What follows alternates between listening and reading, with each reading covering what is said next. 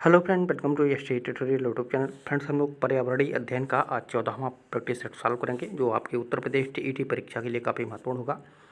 कुल इसमें 30 महत्वपूर्ण प्रश्न होंगे सिलेबस के अनुसार, और इसके पहले का वीडियो आप लोग प्लेलिस्ट में जाकर के सॉल्व कर सकते हैं, जो आपके एग्जाम के लिए काफ़ी महत्वपूर्ण होगा। तो वीडियो पर लास्ट तक बने रहिएगा। वीडियो अच्छा लगे तो चैनल को सब्सक्राइब कर लीजिएगा, लाइक कीजिएगा, दोस्तों में शेयर भी कर दीजिएगा, बेल आइकन पर प्रेस कर लीजिएगा ताकि आने वाली वीडियो का नोटिफिकेशन सबसे पहले मिल सके। तो चलिए क्वेश्चन को शुरू करते हैं। पहला क्वेश्चन है, सिक्किम से गुजरने वाला अक्षांश निम्नलिखित में से किस एक से भी गुजरता है? यानी सिक्किम से जो अक्षांश रेखा गुजरती है किस और राज्य से गुजरती है? तो राजस्थान से होकर के गुजरती है। ठीक है, तो यहाँ पे ए ऑप्शन आपका सही हो जाएगा।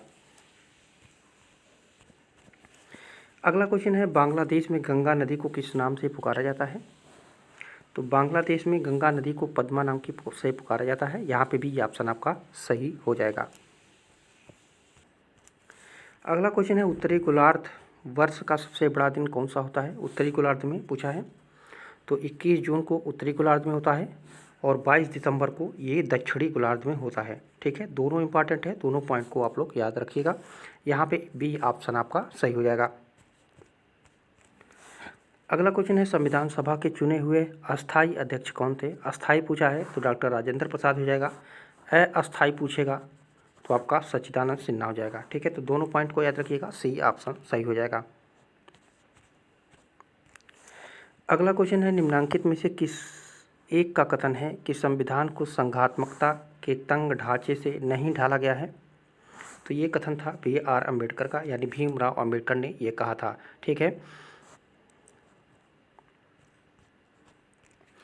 अगला क्वेश्चन है, निम्नलिखित में से किसकी संस्तुति पर भारतीय संविधान में मूल कर्तव्य शामिल किया गया है? तो ये स्वर्ण सिंह समिति की अनुशंसा पर। ठीक है, भारतीय संविधान के भाग 4 की क में 51A जोड़ करके जो है इसके अंतर्गत नागरिकों के मूल कर्तव्यों को 42वें संविधान संशोधन 1976 द्वारा शामिल किया गया, जो स्वर्ण सिंह की समिति की संस्तुतियों पर आधारित था। तो यहाँ पे सही ऑप्शन आपका सही हो जाएगा। अगला क्वेश्चन है, भारत का नियंत्रक एवं महालेखाकार निम्नलिखित में से किसका एक मित्र एवं मार्गदर्शक होता है? तो ये लोक लेखा समिति का। ठीक है, लोक लेखा समिति की कार्रवाई की मध्यस्थता नियंत्रक एवं महालेखा परीक्षक करते हैं। इस प्रकार वे इस समिति के मित्र एवं मार्गदर्शक भी कहलाते हैं। तो यहाँ पे ऑप्शन नंबर डी आपका सही हो जाएगा। अगला क्वेश्चन है, उत्तर प्रदेश में के लोकायुक्त की पद धारण की अवधि कितना है? तो ये अवधि है 8 वर्ष। पहले ये जो है 6 वर्ष हुआ करता था, लेकिन 2012 में इसमें संशोधन किया गया और इसके बढ़ा करके जो है तो 8 वर्ष कर दिया गया। तो यहाँ पे डी ऑप्शन आपका इसमें सही हो जाएगा। अगला क्वेश्चन है, भारतीय संविधान के किस अनुच्छेद में राज्य की भाषा या भाषाएं अपनाने की प्रक्रिया है? तो ये है अनुच्छेद 345 में। 345 में जो है राज्य की भाषा या भाषाएं अपनाने की प्रक्रिया के बारे में बताया गया है, और 343 में संघ की राजभाषा से संबंधित है, और 344 में जो है राजभाषा के संबंध में आयोग तथा संसद की समिति का गठन के बारे में बताया गया है। अनुच्छेद 346 में जो है 2 राज्यों के बीच पत्रादि की भाषा का प्रयोजन किया गया है। तो ये चारों ही अनुच्छेद महत्वपूर्ण है आपके लिए। तो यहाँ पे प्रश्न के अनुसार आपका सही उत्तर हो जाएगा ऑप्शन नंबर सी। अगला क्वेश्चन है, किस देश के राजनैतिक नेतृत्व को प्रिंसलिंग नाम से जाना जाता है? प्रिंसलिंग नाम से जाना जाता है। तो चीन के राजनैतिक नेतृत्व को प्रिंसलिंग नाम से जाना जाता है, क्योंकि शासक कम्युनिस्ट पार्टी में पदानुक्रम से सर्वोच्चता निर्धारित होती है, इसलिए वहाँ पे प्रिंसलिंग इसको कहा जाता है। तो यहाँ पे सी ऑप्शन आपका इसमें सही हो जाएगा। अगला क्वेश्चन है, सब्जी के लिए काम आने वाले पौधों के अध्ययन को कहते हैं? तो कहा जाता है ओलेरी कल्चर। यहाँ पे डी ऑप्शन आपका इसमें सही हो जाएगा। अगला क्वेश्चन है, मशरूम क्या है? तो मशरूम एक कवक है। यहाँ पे ए ऑप्शन आपका सही हो जाएगा, जो हम सब्जी में प्रयोग करते हैं खाने के लिए। अगला क्वेश्चन है, निम्नलिखित में कौन परजीवी पादप है? परजीवी पादप पूछा है। तो जो गोल्डन चावल होता है, गोल्डन राइस होता है, वो परजीवी पादप होता है। ठीक है, यहाँ पे आपका सी ऑप्शन आपका सही हो जाएगा। इसको ट्रांसजेनिक पादप भी कहते हैं, जिसे जेनेटिक इंजीनियरिंग की मदद से तैयार किया गया है। तो यहाँ पे सी ऑप्शन आपका सही हो जाएगा। अगला क्वेश्चन है, निम्न में से कौन सा एक सत्य फल नहीं है, पूछा है प्रश्न में। तो सेब जो है असत्य फल होता है, ठीक है। जब फल के निर्माण में अंडाशय के अलावा कुछ अन्य भाग भी शामिल हों तो ऐसे फल को असत्य फल कहते हैं। असत्य फल में सेब, काजू, नाशपाती ये सब असत्य फल में आ जाते हैं। तो यहाँ पे सत्य नहीं है पूछा है, तो सेब जो है ये असत्य में आता है। तो यहाँ पे ऑप्शन नंबर ए आपका इसमें सही हो जाएगा। अगला क्वेश्चन है, सतत विकास लक्ष्य 2020 के सूचकांक में भारत का कौन सा स्थान है। तो 117वां स्थान है भारत का। पहले स्थान पे है आपका स्वीडन, ठीक है। तो यहाँ पे आपका ए ऑप्शन सही हो जाएगा। अगला क्वेश्चन है, निम्नलिखित में से किस कार्य से पारिस्थितिकी संतुलन बिगड़ता है।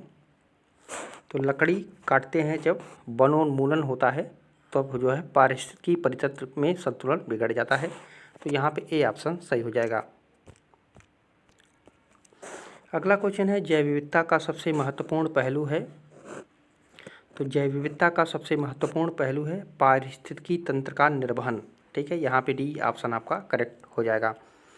जैव विविधता का सबसे महत्वपूर्ण पहलू पारिस्थितिकी तंत्र का निर्वहन है। यह कार्य जो है विभिन्न स्तरों पर किया जाता है।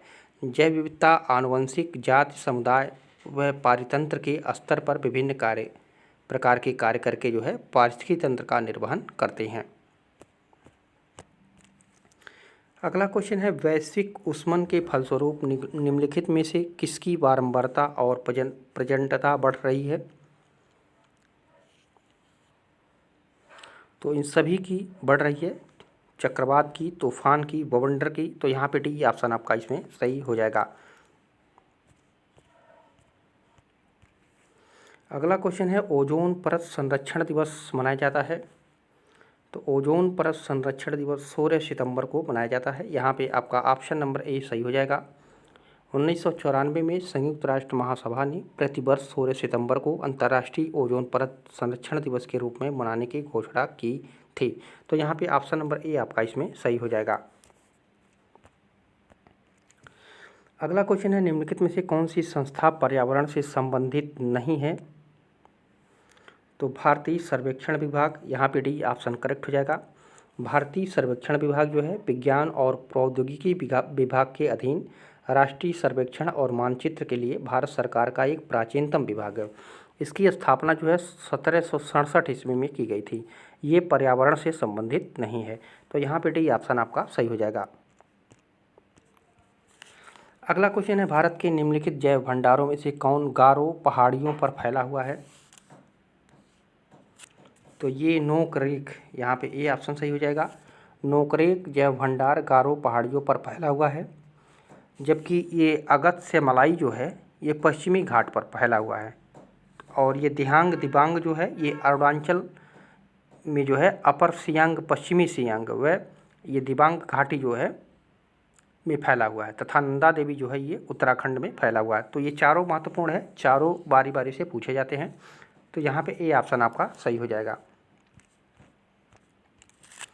अगला क्वेश्चन है, चिनार वन्यजीव विहार अवस्थित है। तो चिनार वन्यजीव ये कहाँ पे है। तो ये केरल राज्य में है। यहाँ पे बी ऑप्शन आपका इसमें सही हो जाएगा। अगला क्वेश्चन है, भोपाल में यूनियन कार्बाइड फैक्ट्री से जो गैस रिस गई थी वह थी। तो वो थी मिथाइल आइसोसाइनाइड, ठीक है। यहाँ पे सी ऑप्शन आपका करेक्ट हो जाएगा। इसका CH3NCO इसका फार्मूला है। अगला क्वेश्चन है, विटामिनों के बारे में निम्नलिखित में से कौन सा कथन सही नहीं है। तो विटामिन के जल में घुलनशील है विटामिन है, ये गलत है। विटामिन के जो है ये वसा में घुलनशील है, ठीक है। विटामिन के जो है वसा में घुलनशील होता है और विटामिन B जो है जल में घुलनशील होता है। तो ये ऑप्शन आपका गलत है। तो यहाँ पे डी ऑप्शन सही हो जाएगा। अगला क्वेश्चन है, मानव आहार में पॉलिश किए हुए चावल के उपयोग से निम्नलिखित रोग हो जाता है। पॉलिश किए हुए चावल खाने से बेरी नामक रोग हो जाता है, ठीक है। तो यहाँ पे डी ऑप्शन आपका सही हो जाएगा। अगला क्वेश्चन है 1 से लेकर 15 फरवरी 2021 के मध्य राष्ट्रीय जनजातीय पर्व आदि महोत्सव का आयोजित कहाँ किया गया? तो ये नई दिल्ली के INA स्थित दिल्ली हाट में जो है इसका आयोजन किया गया। ठीक है, तो यहाँ पे इसका उद्घाटन किए थे उपराष्ट्रपति एम वेंकैया नायडू। तो यहाँ पे ए ऑप्शन आपका सही हो जाएगा।